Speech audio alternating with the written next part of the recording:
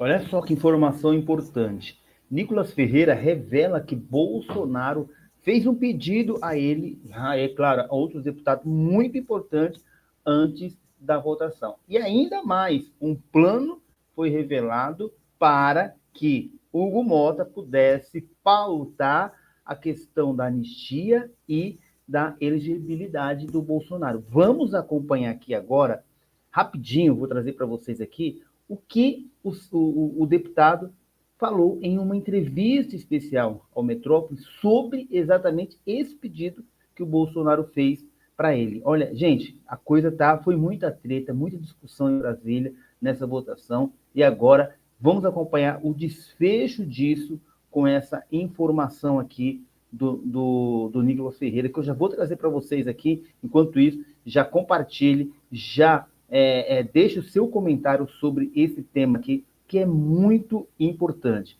Olha só, vou compartilhar agora com vocês. Já deixou o seu like, pelo menos uns 30 mil likes aí pra gente. Vamos lá. Colocando na tela para vocês agora essa matéria muito importante. Vamos acompanhar agora aí com vocês. Olha. Do PL de Minas Gerais. Deputado, obrigado por dar a entrevista aqui para a gente do Metrópolis, da coluna do Igor Gadelha.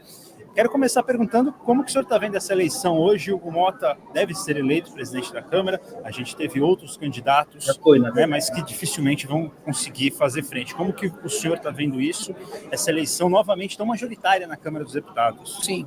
Olha, a minha decisão passou pela decisão do Bolsonaro.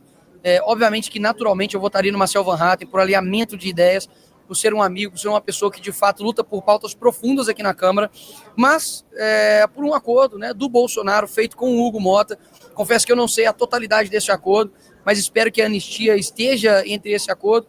Optei por seguir a orientação do presidente Bolsonaro, que inclusive também, anos anteriores, também já foi sozinho, né, candidato à presidência da Câmara, fez um discurso que eu também concordo, de essência, mas que nesse momento, né, teve uma mudança de posicionamento e vou confiar. Eu sempre falo que quem confia nunca erra, quem erra é quem quebra a confiança. Então eu espero de verdade que, independente de quem vença aqui as eleições hoje, que faça uma presidência voltada para o Brasil.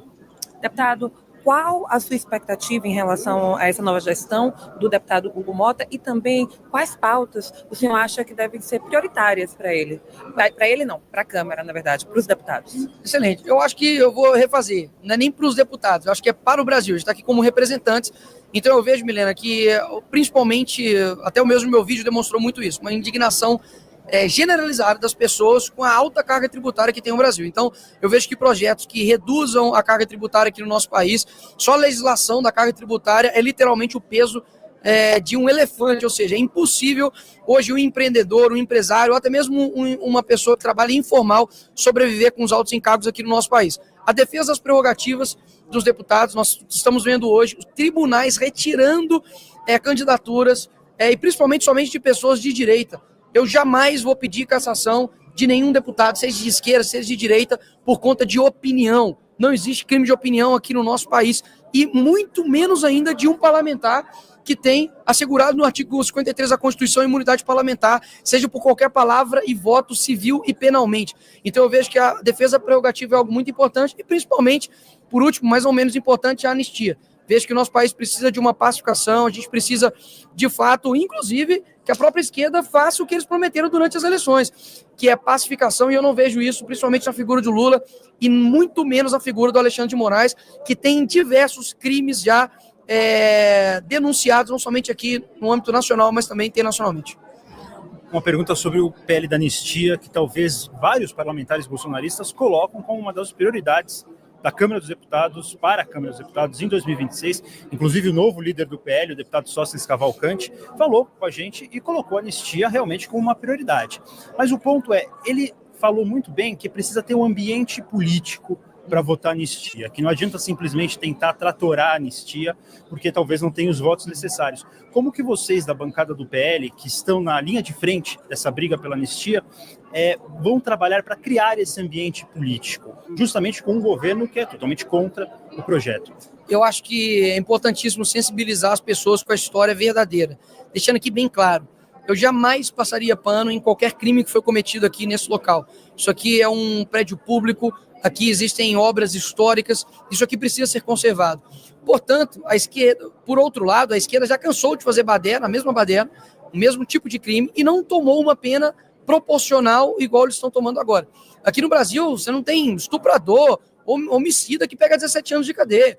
Você está vendo aí, por exemplo, traficantes sendo soltos aqui no nosso país. Então, isso gera uma indignação nas pessoas. E digo mais, existem pessoas inocentes que estão presas. Eu falo isso com propriedade. Pessoas que entraram aqui, não é feito manada, mas que não depredaram absolutamente nada e foram pegas como, enfim, um criminoso ou até mesmo quase que um terrorista. Então, eu vejo que a forma de sensibilizar isso é, de fato, contando a verdade. Eu fiz uma série, está inclusive no meu canal do YouTube, contando várias histórias de pessoas que foram presas por conta de um erro de homônimo, né, que chama homônimo, né? Ou seja, tem o mesmo nome que uma outra pessoa e foi preso. Um morador de rua estava preso até há pouco, um autista, enfim.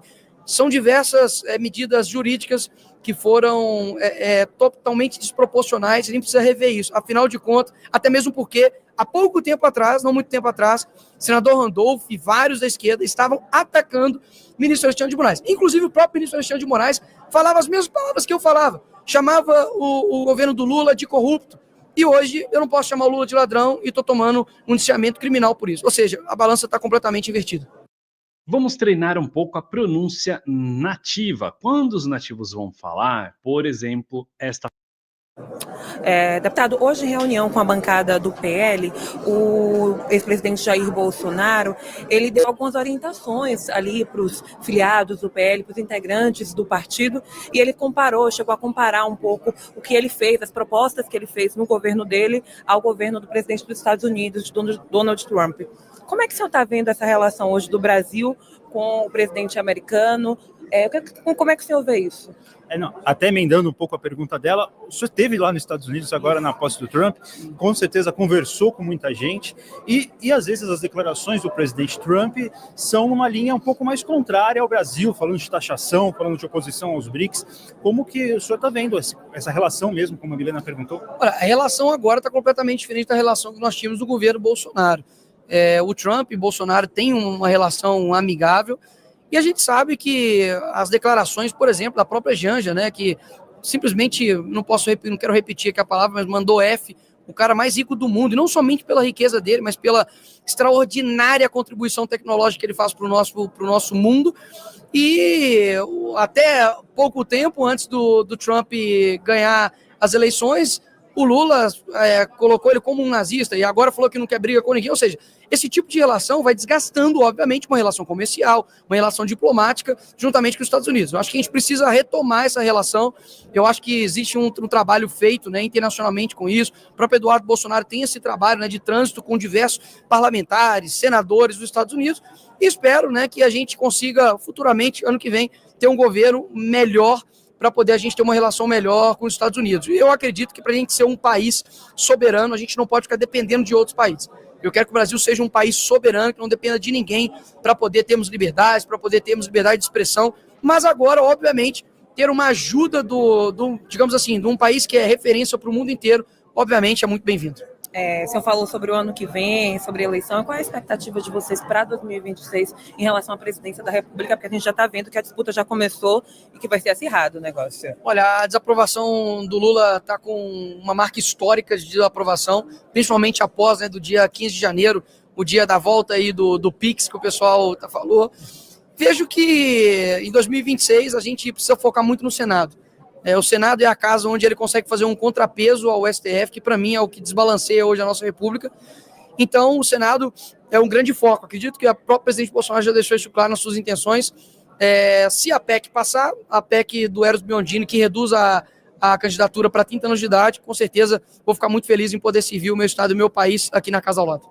Ia perguntar justamente da PEC, porque é uma PEC, a gente falou da anistia, mas é uma outra prioridade também a PEC, que diminui a idade necessária para concorrer ao Senado Federal, uma prioridade de vocês da bancada do PL também, não? E como que está essa discussão com o Hugo Mota? Porque acredito, claro, o Hugo já fez reuniões com a bancada do PL, o Hugo já esteve com vocês, e vocês apresentaram prioridades que não foi só o projeto da anistia. A PEC ela é mais recente, então nós vamos ter uma reunião, ou até mesmo hoje, ou na semana que vem, para tratar a respeito disso, Altineu e Hugo Mota. Essa PEC não foi proposta somente pelo deputado Eros Biondini, inclusive outros parlamentares, inclusive de esquerda, já apresentaram isso aqui na casa. E eu vejo que se uma pessoa de 30 anos pode governar um estado, ele também poderia estar aqui representando aqui o seu estado na casa revisora, que é o Senado. Então eu vejo que é totalmente plausível. O estado de Minas Gerais precisa de bons representantes aqui, que de fato consigam dizer o que o público está precisando. Infelizmente, o Rodrigo Pacheco deixou muito a desejar. Votamos nele para poder tirar a Dilma, mas eu acho que eu preferiria a Dilma. Pelo menos ela ia fazer a gente rir, enquanto o Pacheco, infelizmente, tem dado um desgosto muito grande para os mineiros. Aproveitando uma última pergunta, a situação da deputada Carla Zambelli. É uma situação que a gente conversa muito aqui nos bastidores, e o próprio PL, pelo que eu apurei... Meu sentimento é o seguinte: eu, com certeza, não tive. Está considerando que a situação é diferente do que aconteceu com o deputado Deltan Dallagnol, que é um risco do PL perder os votos que a deputada recebeu. Isso afetaria diretamente a bancada de vocês, que hoje é a maior aqui da Câmara dos Deputados, o maior partido. Como que vocês estão vendo isso externamente? O que dá para fazer? E se dá para conversar com o deputado Hugo Motta para tomar alguma providência sobre esse assunto? Olha, se eu não me engano, outros 3 deputados perderiam também a cadeira juntamente com a Zambelli, né? Porque ela foi puxadora de votos. É o seguinte, qual foi o crime da Zambelli? Crime de desinformação, crime de fake news. Assim, eu vejo que é simplesmente argumentos que são utilizados somente para um lado. Porque se você vê aqui nessa casa, a gente tem o maior divulgador de mentiras da República, que é o senhor Janones, que na época da eleição, por exemplo, falou que o Bolsonaro era canibal, falou que ele era pedófilo, inclusive fez com que um vídeo meu, que não é meu, né, como se fosse eu, um ator pornô gay, e divulgou isso para as pessoas, ou seja, é um nível muito baixíssimo. E a gente percebe que nada acontece com essa pessoa, ou seja, a balança só bate para um lado. Eu espero que o Hugo Motta, principalmente, como eu disse aqui, na defesa das prerrogativas, tem uma defesa para, inclusive, não deixar que tribunais retirem os votos de pessoas legitimamente eleitas. E isso eu não defendo não somente para a direita, para qualquer parlamentar eleito. Nenhum tribunal tem o direito de tirar um mandato de um deputado eleito pelos votos dos brasileiros. Só uma observação antes de terminar, que a gente estava aqui conversando, e o deputado Hugo Motta foi eleito presidente da Câmara dos Deputados, contaram os votos, ele está eleito, é o novo presidente da Câmara dos Deputados. Não sei se o senhor quer falar mais alguma coisa sobre esse assunto, mas fica à vontade. Como eu disse anteriormente, não sei todos os trâmites do acordo, não sei o que foi acordado entre o presidente Bolsonaro e Hugo Motta, mas espero que a anistia, a defesa das nossas prerrogativas e pautas, né, como a redução, né, da carga tributária, seja colocados aqui como prioridade aqui nessa casa. Infelizmente, nós temos um sistema que não tem agradado a maioria da população brasileira. Se você viaja para o exterior, como eu estava agora recentemente, você fica com um sentimento muito ruim de, poxa, o que eles têm melhor do que nós?